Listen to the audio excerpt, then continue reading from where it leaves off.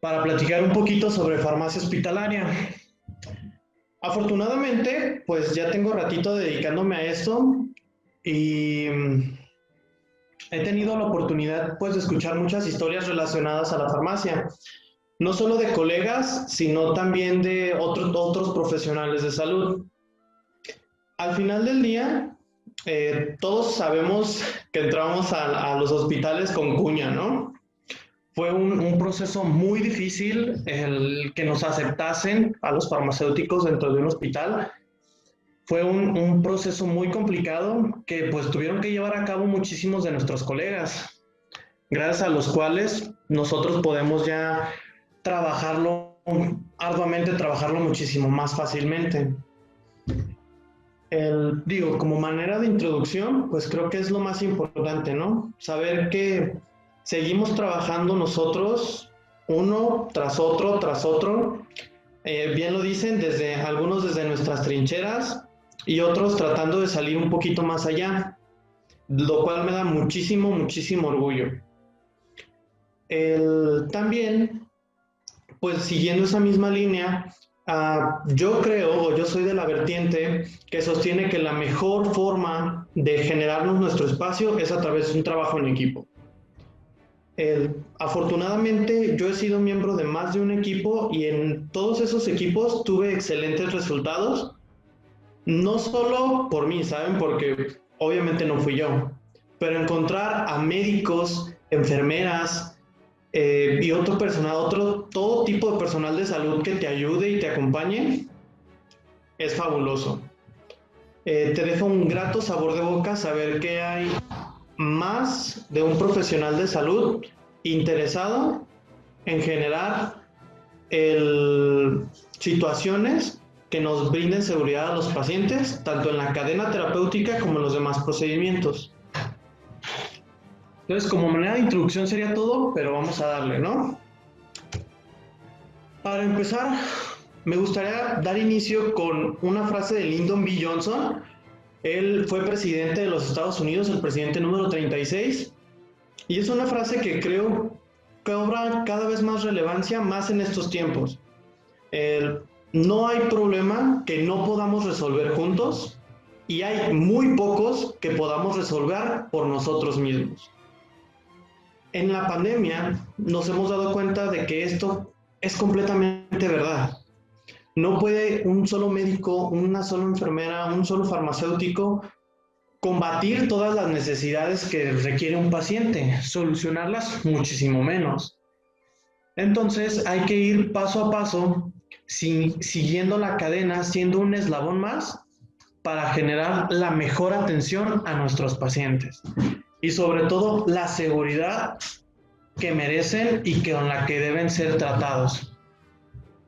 Entonces, si ya soy miembro de una cadena de salud, de una cadena terapéutica, viene la pregunta, ¿mi farmacia, mis reglas? ¿Realmente es necesario que se apliquen exactamente mis reglas a un juego que yo no juego? ¿A qué hago referencia o por qué hago este comentario? Si vamos más adelante, pues nos podemos dar cuenta de que la cadena terapéutica, pues dentro de farmacia termina rapidísimo. Termina cuando yo almaceno. Pero más allá, en cuanto sale de la farmacia, todo ese juego, todos esos procesos son mis reglas. Pero yo no lo juego. Yo no estoy administrando, yo no estoy prescribiendo, yo no estoy preparando y no necesariamente estoy vigilando. Entonces, todos esos procesos que están fuera de la farmacia, yo no los puedo regular. Bueno, replanteando, los puedo regular, mas no los puedo ni medir y no los puedo controlar. Para eso son nuestros equipos de salud. Entonces, yo, dentro de mi farmacia, dentro de mis reglas, en mi juego, lo domino completamente. A la perfección, de arriba para abajo, el suplemento para establecimientos dedicados a la venta y suministro. Sexta edición 2020, el que acaba de salir. Me lo sé. Bueno, Particularmente yo no me lo sé al pie de la letra, pero lo conozco, lo aplico, lo reviso constantemente. Los estándares de certificación nacionales e internacionales, me los sé, los conozco. A pesar de que estén homologados en un 60% la Joint Commission y el Consejo de Salubridad General, me lo sé, lo conozco, aplico mi MMU una y otra vez. Entonces, si ya me sé todo esto, ¿por qué no estoy teniendo un buen resultado o un resultado positivo en mi servicio de farmacia? Las normas también las conozco. ¿Por qué son mis reglas? ¿Por qué tienen que ser mis reglas? Es la pregunta. Si vamos a un ejemplo que me tocó vivir, es un gran ejemplo. Como saben, en la norma oficial mexicana del etiquetado nos dice que los electrolitos concentrados tienen que cumplir con etiqueta de color. El cloruro de potasio tiene que ser etiqueta color rojo, el fosfato de potasio tiene que ser naranja, el sulfato verde, el bicarbonato azul, el gluconato amarillo y el cloruro de sodio blanco, si mi memoria no me falla. Entonces, eso es lo que te dice la norma del etiquetado. Después, llego yo y quiero aplicar un estándar o una barrera de seguridad de etiquetado de alto riesgo y fueron mezclados. Entonces, la persona entendió que la etiqueta de precaución tenía que ser del mismo color que te marcaba la norma oficial para el ámpula. ¿Qué es esto? Todos los electrolitos concentrados tenían una etiqueta de precaución del color de su etiqueta original. Esto quiere decir que mi Kelefusine, mi cloruro de potasio, con su etiquetita roja muy bonita, tenía una etiqueta roja de alto riesgo. El sulfato de magnesio, con su etiquetita verde, tenía una etiqueta verde de alto riesgo. Entonces, cuando yo llego y lo observo, yo tomé la etiqueta y dije, oye, ¿esto cumple con una barrera de seguridad? ¿Esto te da una alerta visual? No, no como tal. Dices, Chirión, tiene una etiqueta extra. Sí, pero no generaba una alerta visual. No generaba un precaución. No, a que si yo le ponía una etiqueta roja a todos. Digo, es un ejemplo muy básico, pero a mí me ocurrió. Llevamos el ámpula con el médico, con la enfermera, y dijo, esta etiqueta no me dice nada. Entonces, hay que ir trabajando en que esas normas que yo conozco, en esas reglas de mi juego, llevarlas a un nivel en el que más de un profesional las pueda entender o más de un profesional me pueda acompañar en la aplicación de esta norma. Entonces, si somos muy básicos o nos vamos como a lo facilito, pues las normas que más me interesan son farmacovigilancia y el etiquetado, ¿no? Pero si llego e ingreso a un hospital, resulta que el hospital tiene todas estas y 20 normas más. Entonces, entre todas estas normas, ¿qué puede aplicar para mí y qué no aplica para mí? Más de una, pero por supuesto que sí, para mi sistema integral de medicación, pero más de una, no. Entonces, ahí es cuando nos damos cuenta de que nuestro equipo de salud tiene que conocer todas estas normas y otras 20 que no quise poner para conseguir o para lograr que funcione un hospital. Entonces, ¿qué puedo hacer yo ahí? Digo, mira, qué bonita mi norma de farmacovigilancia, qué bonito mi sistema integral de medicación. Pero resaltando estas normas en específico, el expediente clínico, la práctica de enfermería y la administración de terapia de infusión, ¿en cuántos creen que se mencionan medicamentos como tal? Sorpresa, solo en terapia de infusión.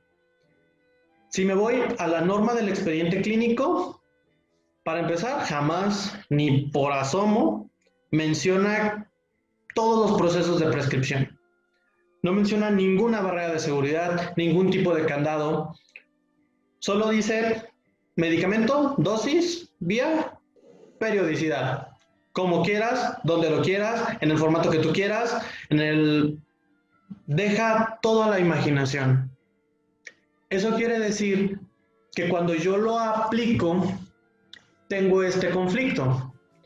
Tengo el conflicto de decir, ¿sabes qué? Mi barrera de seguridad es que se subrayen. Mi barrera de seguridad es que se señalen, que se escriban con mayúsculas, que se utilice denominación genérica. Perfecto. Pero muchos médicos dicen, en la norma no aplica. ¿Qué puedo hacer para combatir ese tipo de situaciones? En la práctica de enfermería, en ningún momento menciona capacitación de preparación de medicamentos, no menciona monitoreo de los medicamentos, ni siquiera menciona conocer sus efectos adversos o para qué se utiliza cada uno de ellos. ¿Qué información obtengo de la norma entonces? Por otro lado, si vamos hacia la norma 022, la de que instituye las condiciones de administración de terapia de infusión, ahí sí puedo ver que mencionan incluso hasta medicamentos de alto riesgo. Curioso. No los mencionan con barreras de seguridad, no los mencionan como, wow, acciones esenciales, ¿eh? Pero lo que mencionan es medicamentos que se consideren de alto riesgo o con dosis estrechas, con dosificación estrecha, utilizar bomba de infusión. Esa es una política de mi hospital que está en la norma oficial. ¿Por qué se instituyó así? Por la experiencia, por el conocimiento de las normas y sobre todo porque hicimos un trabajo en equipo. En ese momento fue oye, yo tengo medicamentos de alto riesgo, necesito una bomba, punto. El médico fue, ¿por qué? Y la enfermera fue, ¿a poco? Cuando leemos la norma, nos damos cuenta de que ahí te lo pide. Entonces, prosigamos con ello. Démosle seguimiento a esa política. Pero entre más revisemos las normas, más nos vamos a encontrar con que en ningún momento nos implican a nosotros como tal. O sea, no hay un espacio para el farmacéutico, no hay un espacio para que diga, oh, mira, aquí se puede revisar la prescripción. O el expediente no dice, oh, toda la prescripción tiene que ser validada por un farmacéutico.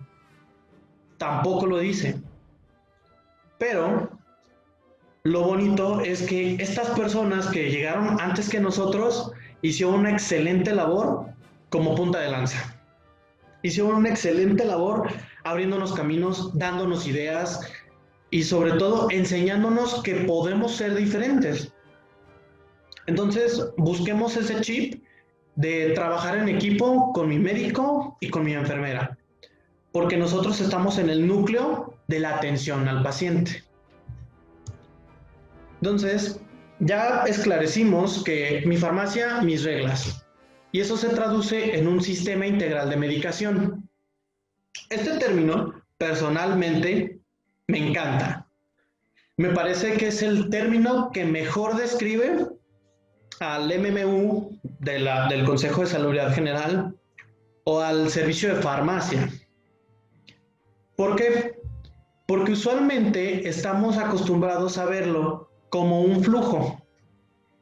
¿Qué es este flujo? De arriba para abajo, primero selecciono, después adquiero, después almaceno, prescribo, valido, dispenso, preparo, administro y vigilo.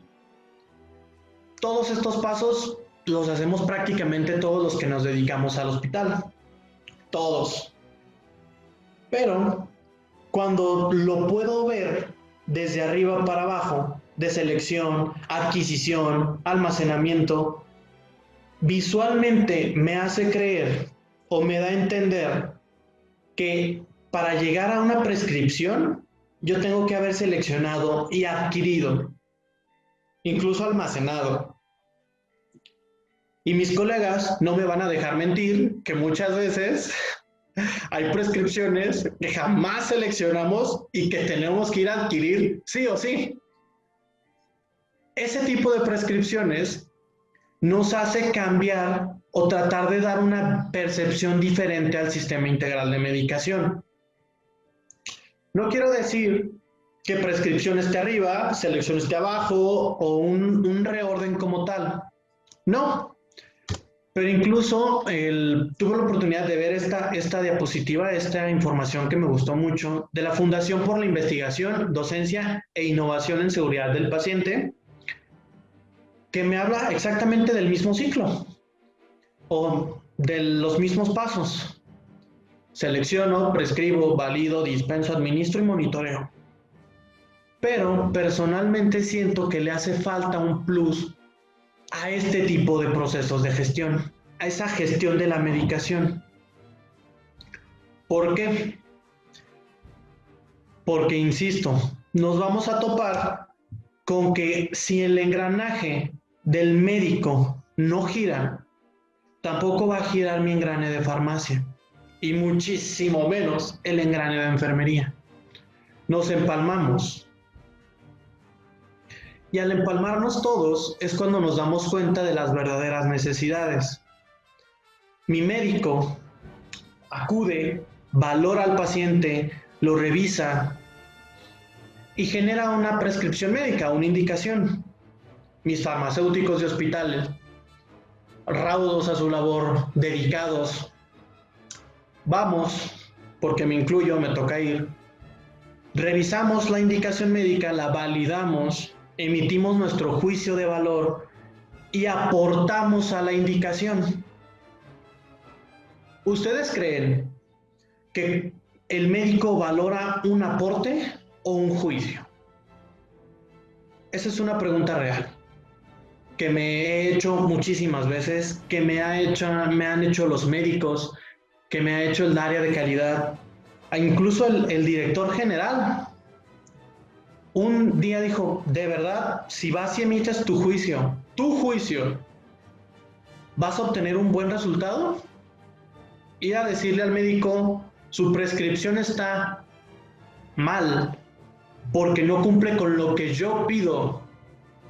¿Es verdaderamente la acción de un farmacéutico? Pero claro que no. Por supuesto que no. Nuestra labor debe ser acudir a emitir un valor, generarnos y mantenernos en ese aspecto de me respetan por lo que sé, lo que aplico y lo que comunico. Bonito me vería yendo a decir, ¿sabe qué, doctor? Escribió con las patas, ¿sabe? Escribió horrible. Así que necesito que me hagan una transcripción en este momento. Pero cuando las leo, bueno, cuando las descifro, me doy cuenta de que estaban completas y que siguen las guías de práctica clínica a la perfección. El único problema es que efectivamente el médico en esa ocasión escribió horrendo, pero horrible. ¿Emitió un juicio de valor? No.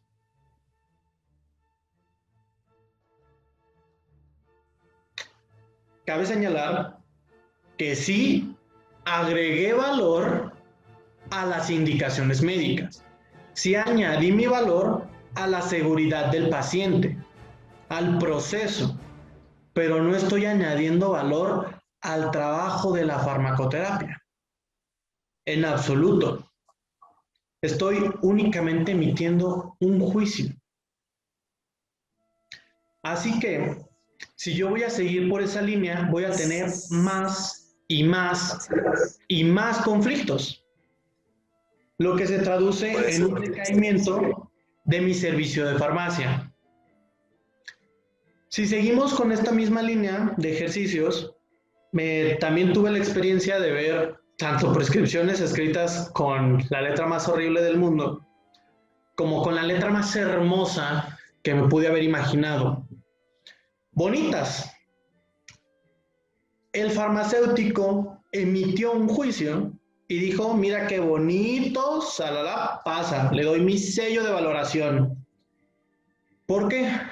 Porque nos importa más que sea legible, que sea cada 8 horas, que sea por razón necesaria náuseas y vómito, a que no nos dimos cuenta que prescribió 4.3 miligramos de ondansetron para un paciente de 95 kilos.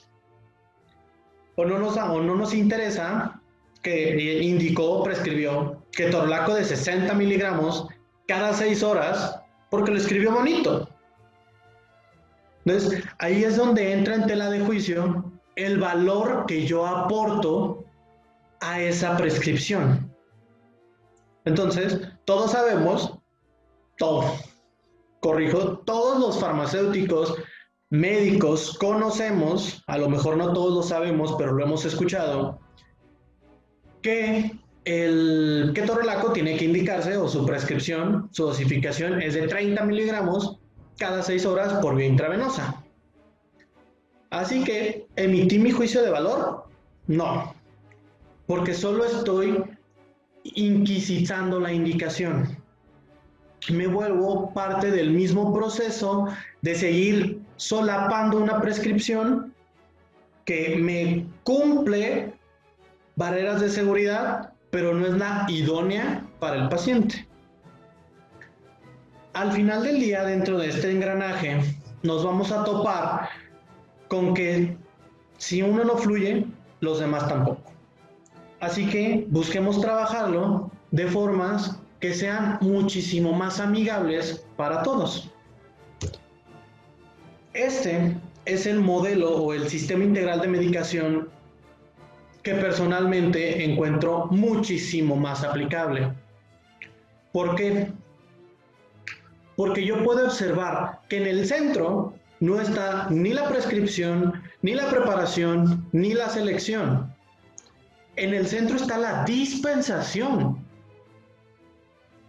Entonces, si lo podemos observar, vemos que más de un esquema, que más de un recuadro, más de un proceso, tiene una flecha doble. ¿Por qué? Porque esos procesos se realimentan con los demás. ¿Qué es esto? Imaginémonos que llega el médico y realiza una prescripción. Él, paralelamente, prescribe en la central de enfermería. Yo, mientras tanto, estoy en mi farmacia revisando mi cuadro básico. Y la enfermera, mientras tanto, está preparando. Esto ocurre todos los días, sin excepción. Pero ese médico tiene que prescribir lo que yo selecciono, o yo tengo que seleccionar lo que él prescribe. Siguiendo esa misma línea, yo tengo que validar lo que el médico prescribe, o el médico tiene que prescribir lo que yo valido. No, ninguna es correcta. Lo correcto es dar un valor agregado a esa prescripción, llegar a un acuerdo con el médico para lo que sea mejor para nuestro paciente. Entonces, sigo hacia arriba, hacia una selección, y estos tres siguen en cadena, porque esos siempre van a ser así. No puedo adquirir lo que no selecciono, no puedo almacenar lo que no adquiero, y no puedo dispensar lo que no almaceno. Entonces, no puedo dar seguimiento a este tipo de procesos sin una prescripción incluso. Así que, siguiéndolo, no podemos extraviarnos en el ciclo. Así debe de ser.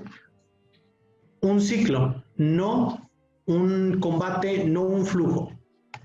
el ciclo para que me lleve hacia un verdadero sistema integral de medicación. Entonces, todo este sistema integral de medicación lo tendremos que enmarcar en un proceso de enseñanza continua. Si yo no capacito, no enseño y sobre todo no aprendo, no voy a obtener los resultados que estoy buscando.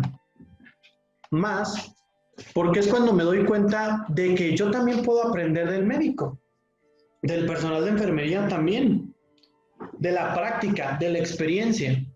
De nada me sirve toda Guadalajara leída, toda la biblioteca Octavio Paz, bien revisada, bien memorizada, si jamás he aplicado una sola vez el conocimiento. ¿Qué busco? Que lleguemos a un proceso de enseñanza y de aprendizaje mutuo. Yo aprendo de lo que valido y el médico también. Aprendo de lo que dispenso y todo esto a través de procesos de vigilancia.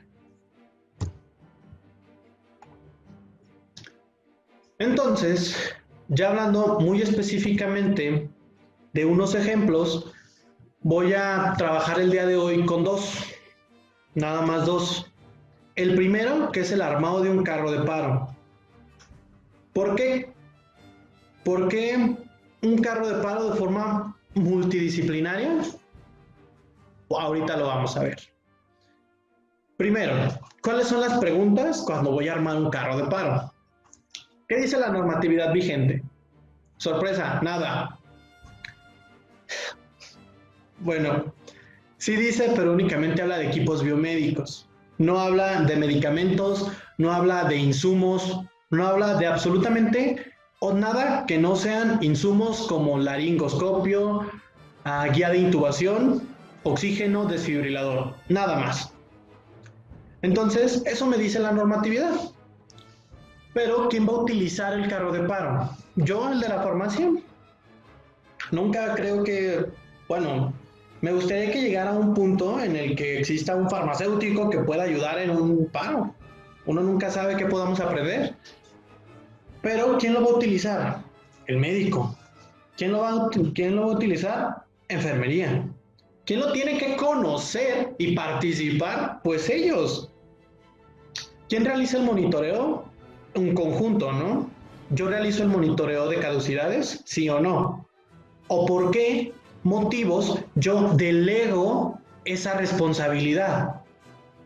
¿Qué insumos deben estar dentro? ¿Qué medicamentos debo incluir? Y sobre todo, lo que nos respondió la norma, ¿cuáles equipos biomédicos deben estar disponibles? Si lo revisamos pregunta a pregunta, ya nos dimos cuenta de que para el armado de mi carro tienen que estar los médicos presentes, tiene que estar el personal de enfermería, el biomédico, el farmacéutico, el camillero no creo, uno nunca sabe, pero el área de calidad tiene que estar, claro. El director también, porque nos van a emitir juicios de valor. Entonces, vamos a ir directo al ejemplo. Yo voy a decir que el médico, un ejemplo. El médico, una vez un angiólogo, bueno, vamos a retomarlo. En una clínica de angiología tienen un carro de paro. El doctor insiste en tener vasopresina, porque pues no vaya a tener un sangrado. No sé por qué, lo desconozco realmente. Pero él no sabe que la vasopresina se tiene que refrigerar. ¿Puede estar en un carro de paro? No, porque el carro de paro no cumple con las características de almacenamiento para asegurar la estabilidad de ese medicamento. Acción en un equipo multidisciplinario en base al conocimiento y la norma. Entonces, así es como lo tendremos que trabajar, poco a poco. O imaginémonos cosas más específicas. No, pues es que, ¿sabes qué? Yo necesito para cuando llegue un infartado, tabletas de aspirina, clopidogrel y telmisartán, me parece. Entonces, el médico me hace esta solicitud. ¿Lo conveniente es que esté en el carro de paro? ¿Sí o no? ¿Lo conveniente es tenerlo? ¿Sí o no? Pero sobre todo fue cuando a mí me dejó un aprendizaje. Y yo dije, ¿cómo quieres resolver un infarto con tabletas? Por favor, por favor. Resulta que utilizas las tabletas durante el infarto para prevenir efectos a largo plazo. Entonces, no porque me lo vaya a resolver en ese momento, sino para prevenir que tenga un daño verdadero. Entonces, ahí fue cuando me dejó un aprendizaje. En lugar de emitir un juicio, una inquisición sobre una indicación, tuvimos la oportunidad de dialogarlo y llegar a un acuerdo. Si vamos a más insumos en específico, el personal de enfermería me decía, es que ¿sabes qué? Yo necesito de todo. A mí ponme de todo, 5 jeringas de todo. Jeringas, agujas, guantes, quiero todo. Pero, cuando llegamos al espacio del carro de paro, cuando vimos las ámpulas que se seleccionaron para el carro, nos dimos cuenta de que una jeringa de 3 no me iba a aportar valor. ¿Por qué? Porque incluso me iba a dar problemas. Las ámpulas más pequeñas que tenemos en nuestro carro de paro son de 1 mililitro. Me caben en 3, en una de 3. Pero las más grandes son de 10, no me caben en una de 3. Entonces se llegó al acuerdo de utilizar jeringas de 5, 10 y 20, para que si te equivocas de jeringa, puedas utilizarla menos veces o sobre todo puedas utilizar una diferente jeringa. Ahí es donde cae en cuenta el trabajo multidisciplinario de decir, yo conozco las presentaciones, yo conozco dónde lo tengo que comprar, dónde lo tengo que poner, pero tú conoces cómo lo vas a usar. Así que entablemos ese diálogo para conseguir el mejor resultado. El mejor resultado fue que todos aprendimos, al menos a revisar el carro. Sobre todo, ¿y por qué delegar la revisión del carro? Obviamente no lo delegamos porque no querramos revisarlo, porque al final del día, a mí, farmacia, no me conviene tener pérdidas de medicamentos. No me conviene. Monetariamente, hablando de cash, de dineros, yo no debo perder. Pero resulta que si enfermería no lo revisa, no se lo aprende.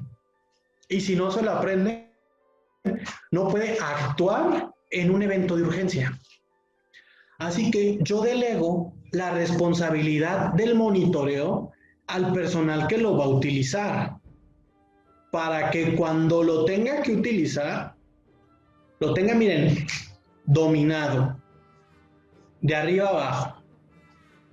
Así es como nosotros generamos un carro de paro.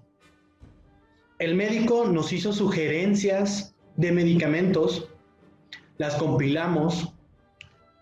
Farmacia hizo sus sugerencias en base a conocimientos, aplicabilidad, guías de práctica. El que iba a atender la urgencia en base a lo que él sabe que tiene que atender. Y llegamos a un match. Hicimos un acuerdo de qué poner. En el siguiente ejemplo es el diseño de un cuadro básico de medicamentos. Hermoso, facilito, ¿verdad? Ahí es donde nos tenemos que dar cuenta de muchísimos más aspectos de los que podríamos haber pensado en primer lugar. ¿Por qué? Porque en el equipo multidisciplinario, para un cuadro básico de medicamentos, tenemos un médico, claro, calidad, claro, enfermería, claro, pero farmacia, por supuesto. Pero ¿qué pasa con los medicamentos de cunero, los medicamentos de urgencias, los medicamentos de quirófano y sobre todo, qué pasa con el factor económico? Entonces, cuando vamos a diseñar un cuadro básico, tenemos que tomar en cuenta todos ese tipo de factores. ¿Qué es esto? ¿Qué factores debemos tomar en cuenta? ¿Y cuál es el método para la evaluación del cuadro básico? En la mesa de farmacia hospitalaria de la Asociación de Hospitales Particulares de Guadalajara, nos comentaron alguna vez del método SOHA. Excelente, ¿eh? Muy bien aplicado, muy bien desarrollado. Incluso nosotros tratamos de desarrollarlo muy similar. Pero ese es lo interesante del factor, del SOHA. No, bueno, no del SOHA en sí, sino de cualquier método de inclusión, que tienes diferentes parámetros. A lo mejor el médico me está pidiendo el medicamento más caro de Guadalajara, ese que cuesta del mundo, ese que cuesta 450,000 pesos el ámpula. Y dice que lo quiere en el cuadro básico porque lo indica, porque lo usa. ¿Era necesario verdaderamente? O sea, ahí es donde entro yo farmacia y digo, doc, ¿cumplo con las condiciones para almacenarlo? Sí, tenemos el proveedor, también área administrativa. 400,000 pesos yo no los puedo pagar. Así de simple. ¿Lo puedo incluir? No. ¿O sí? Sí, porque cumplo con todos los parámetros de su administración adecuada, tengo todo el equipo de protección necesario, tengo equipos de radiopacos, uy, todo muy padre, pero no me alcanza la cartera. ¿Podría tenerlo o no? Incluso yéndonos hacia un ejemplo muchísimo más sencillo, en alguna ocasión un médico me dijo, ¿sabes qué? Hay un supositorio de misoprostol bien padre que se utiliza para la inducción del parto. Lo quiero, me gustaría que lo agregaran al cuadro básico. Va, doc, no se preocupe, lo revisamos con gusto. En el aspecto económico nos daba, los proveedores nos daban también, todo estaba muy bien, hasta que llegamos a un minúsculo detalle. Ese medicamento requiere congelación. Bueno, temperaturas de congelación. ¿Lo podía tener o no lo podía tener? Nosotros particularmente no, porque no contamos con un congelador. Por lo tanto, no lo puedo tener porque no lo puedo almacenar. Lo puedo dejar inmediatamente disponible, porque también esta es la opción. Pero no lo puedo añadir a mi cuadro básico, dado que no tengo cómo almacenarlo adecuadamente. Ahí fue cuando el doctor me dijo, no manches, no sabía que se tenía que congelar. Sí, resulta que sí. Así que, ¿cómo lo vamos a armar? ¿Qué tenemos que tomar en cuenta? Los mismos factores para todo lo que hacemos en un hospital. Punto número 1, ¿qué pacientes vamos a atender? ¿Cuáles son las necesidades básicas de mis pacientes? ¿Cuáles son las necesidades básicas que me presentan los médicos? ¿Cuáles son las necesidades que yo puedo cumplir? Y ¿tengo a mi personal plenamente capacitado en todas esas acciones? Ojalá que sí, pero no es para todos. Entonces, vamos a hablar un poquito de lo siguiente, que es cómo hacerlo o cómo llevar a cabo este tipo de situaciones.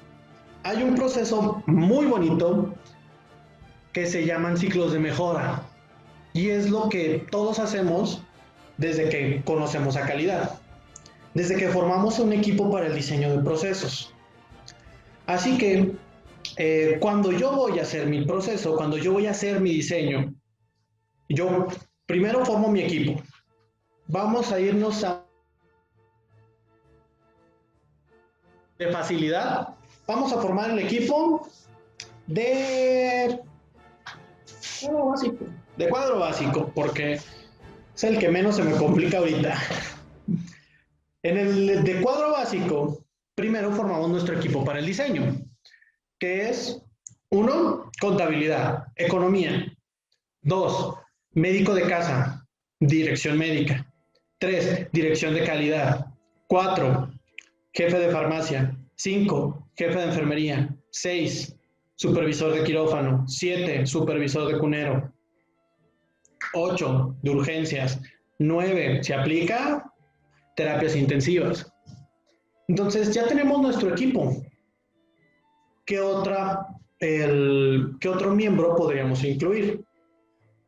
En este ejemplo vamos a usar los que yo tengo disponibles.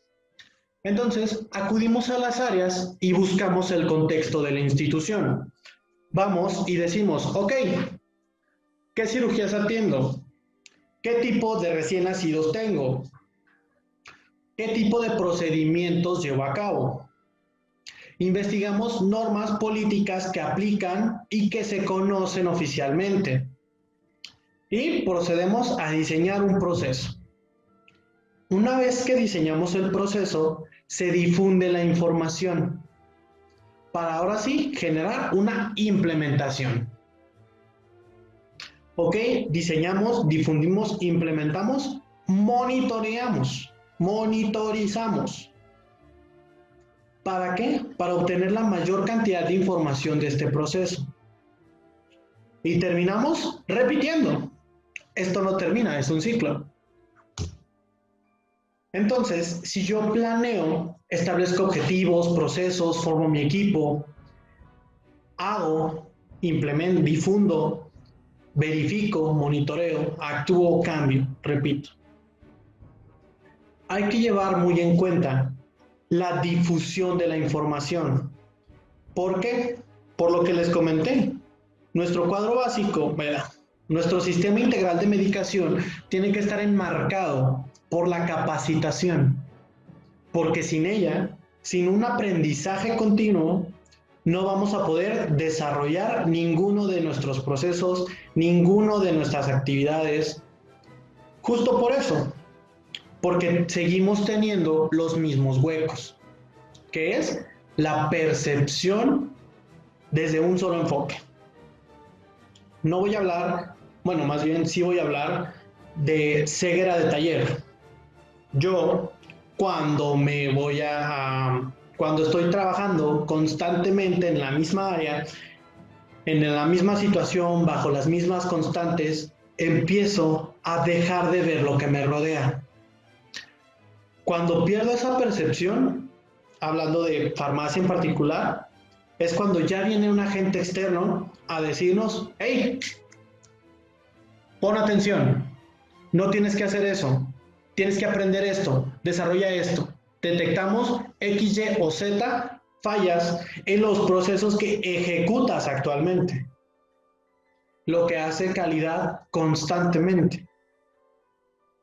Así que yo creo que es lo importante, o más bien que lo importante es llegar a generar esa confianza con los demás servicios. Excava el pozo antes de que tenga sed. Es un proverbio chino que particularmente me encanta. ¿Por qué? Porque es exactamente lo que hay que hacer. Yo no puedo ir a regañar a un médico, a revisar una prescripción si antes no tengo un background, si antes no he investigado, si antes no me he documentado. No puedo ir a emitir un juicio de valor, una opinión, un aporte, sin verificar mis conocimientos actuales. Me encanta la anécdota de la analbufina. Es una de mis anécdotas favoritas porque supe de un químico que le llamaron la atención por no saber que la analbufina también podía revertir algunos efectos opioides. Y dices, chiren, ¿a poco sí? Claro. ¿Por qué? Porque el médico que lo prescribió ya estaba investigado, ya estaba documentado. Entonces, el médico excavó el pozo antes de tener sed. Y nosotros llegamos súper sedientos. Entonces, nada más para ya terminar, recordemos que muchos médicos, mucho personal de enfermería, muchos directivos nos han dado la oportunidad de desarrollar servicios de farmacia diferentes, crear, innovar, aplicar. Hagámonos merecedores de esa confianza que nos tienen, dando resultados increíbles. Es lo único que los puedo pedir a manera de agradecimiento por esta oportunidad. Demostremos por qué el farmacéutico es importante en un servicio de salud sin la necesidad de estarnos peleando con todos los médicos y enfermeras. Muchas gracias.